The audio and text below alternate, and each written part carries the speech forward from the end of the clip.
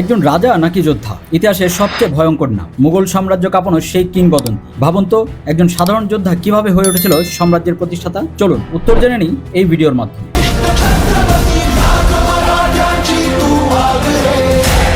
ভারতের ইতিহাসে অন্যতম সাহসী ও প্রভাবশালী শাসক ছত্রপতি শিবাজী মহারাজ এর জীবন কাহিনী নিয়ে তৈরি হচ্ছে এক মেগা বাজেটের সিরিজ। শিবাজী মহারাজ শুধু একজন রাজা নন, তিনি ছিলেন এক মহান যোদ্ধা, কৌশলী নেতা এবং স্বাধীনতার প্রতীক। তার অসাধারণ যুদ্ধ কৌশল, মুঘল সাম্রাজ্যের বিরুদ্ধে লড়াই এবং নিজের সাম্রাজ্য প্রতিষ্ঠার গল্প এই সিনেমায় মূল উপজীব্য। এই সিনেমার সবচেয়ে বড় আকর্ষণ হলো এটি শুধুমাত্র একটি বায়োপিক নয়, বরং এটি একটি ভিজুয়াল স্পেকটেকল হতে যাচ্ছে। বিশাল সেট, ঐতিহাসিক কস্টিউম এবং বাস্তবসম্মত যুদ্ধ দৃশ্য সব মিলিয়ে দর্শকদের জন্য তৈরি হচ্ছে এক সিনেমাটিক অভিজ্ঞতা।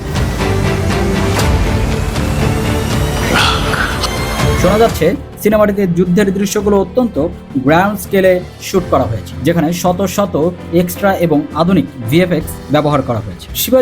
রাজা শিবাজী সিনেমাটি ঘিরে ইতিমধ্যেই দর্শকদের মধ্যে তুমুল আগ্রহ তৈরি হয়েছে। আর এর মূল কারণ একটাই, এই সিনেমার মাধ্যমে বলিউড অভিনেতা রিতেশ দেশমুখ একেবারে ভিন্ন এক অবতারে হাজির হতে চলেছে। ঐতিহাসিক চরিত্র তাকে আগে কখনো দেখা যায়।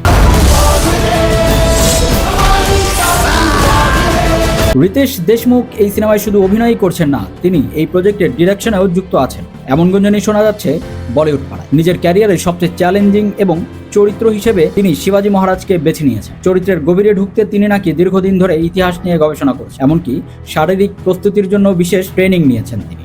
মিউজিক এবং ব্যাকগ্রাউন্ড স্কোরও এই সিনেমার আরেকটি বড় প্লাস পয়েন্ট হতে যাচ্ছে।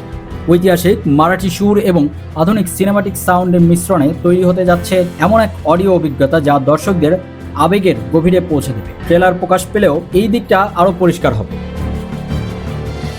অবশেষে বলা যায়, শুধু একটি সিনেমা নয়, এটি হতে যাচ্ছে ইতিহাস, আবেগ এবং অ্যাকশনের এক অনন্য মিশ্রণ। যদি সবকিছু পরিকল্পনা অনুযায়ী হয়, তাহলে এই সিনেমাটি ভারতীয় সিনেমার ইতিহাসে একটি মাইলফলক হয়ে উঠতে পারে। এই সিনেমাকেই সত্যি ইতিহাস গড়বে, নাকি শুধু আরেকটি বায়োপিক হয়ে থাকবে?